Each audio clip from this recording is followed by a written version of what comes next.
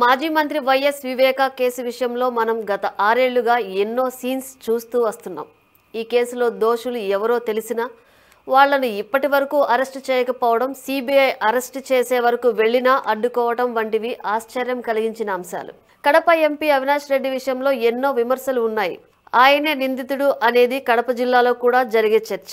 ఆయన తండ్రి భాస్కర్ రెడ్డిని కూడా పోలీసులు అదుపులోకి తీసుకున్నారు.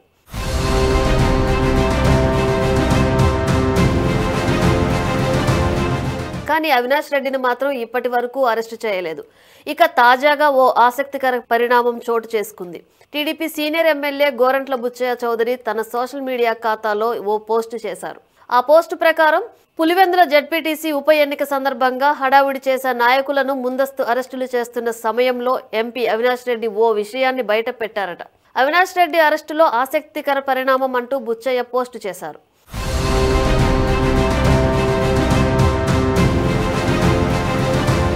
పులివెందులలో జెడ్పీటీసీ ఎన్నికల నేపథ్యంలో శాంతి భద్రతల ముందస్తు చర్యల్లో భాగంగా టీడీపీ, వైసీపీ నేతలను పోలీసులు అరెస్టు చేస్తున్నారు.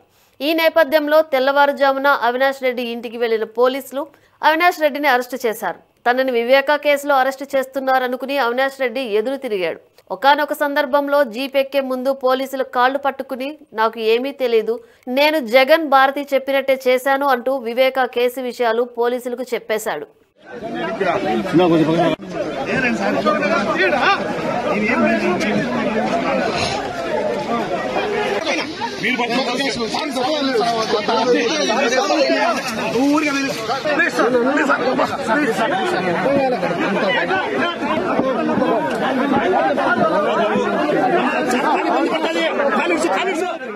అయితే పోలీసులు ఈ కేసులో మిమ్మల్ని అరెస్టు చేయటం లేదు, ఈ కేసుకు సంబంధించి మీకు ఏమైనా ఉంటే సిబిఐకి చెప్పుకోండి అంటూ లాగి జీపులో పడేశారు.